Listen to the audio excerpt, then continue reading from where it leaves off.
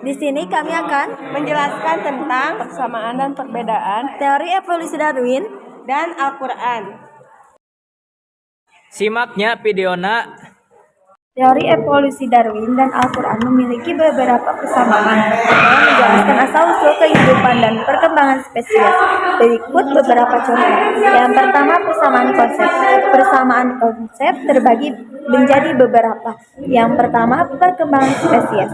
Al-Quran menyebutkan bahwa Allah menciptakan makhluk hidup dari air dalam Quran Surat Al-Anbiya ayat 30 dan mengembangkan spesies dari tanah Quran Surat Al-Hajj ayat 5. Teori evolusi Darwin juga menjelaskan perkembangan spesies melalui proses seleksi alam.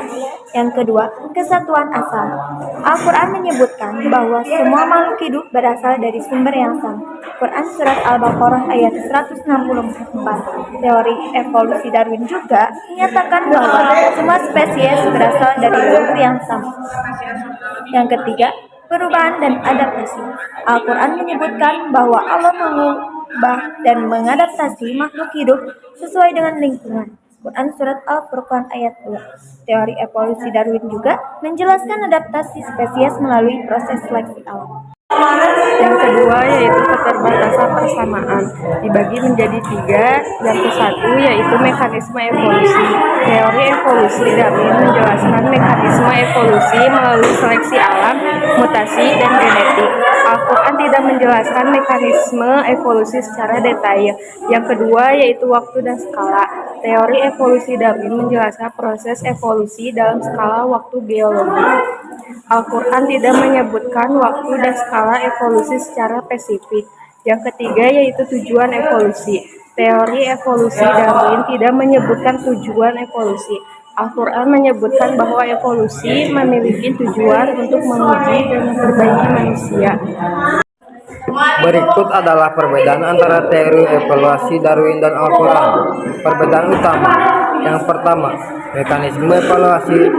Teori Darwin menjelaskan evaluasi melalui seleksi alam, mutasi, dan genetik. Al-Quran tidak menjelaskan mekanisme evaluasi secara detail. Yang kedua, waktu dan skala. Teori Darwin menjelaskan proses evaluasi dalam skala waktu geologi, miliaran tahun. Al-Quran tidak menyebutkan waktu dan skala evaluasi secara spesifik. Yang ketiga, tujuan evolusi. Teori Darwin tidak menyebutkan tujuan evolusi.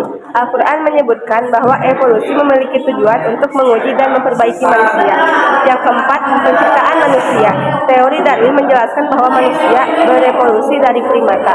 Al-Quran menyebutkan bahwa manusia diciptakan langsung oleh Allah. Quran Surat Al-Mu'minun ayat 12-14. Selanjutnya yaitu perbedaan konsep. Yang pertama, evolusi versus penciptaan.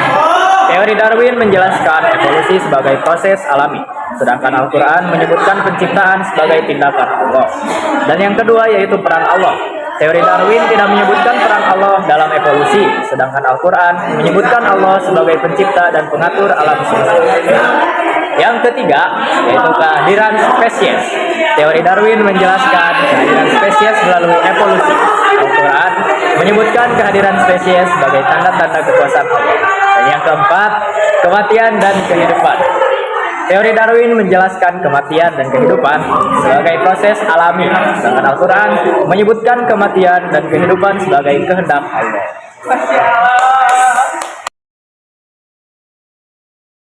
Ya, Surat Al-Anbiya ayat 30. A'udzu billahi minasyaitonir rajim. Bismillahirrahmanirrahim.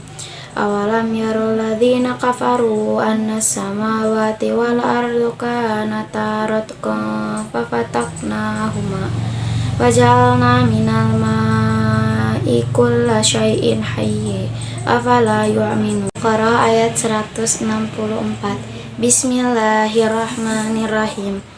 Inna fi khalqis samawati wal ardi waqtilafil laili wan nahari wal fulkil lati tajri fil bahri bima yanfa'un nas wa ma anzalallahu minas samai mimma fa ahya bihil ard Wa ahya bihil arda ba'da mautiha wa batha fiha min kulli dabbah wa tasrifir riyahi was samhabil musakhkhari bainas sama'i wal ardi la ayatil liqaumi yaqilun. Al-Furqan ayat 2. Bismillahirrahmanirrahim.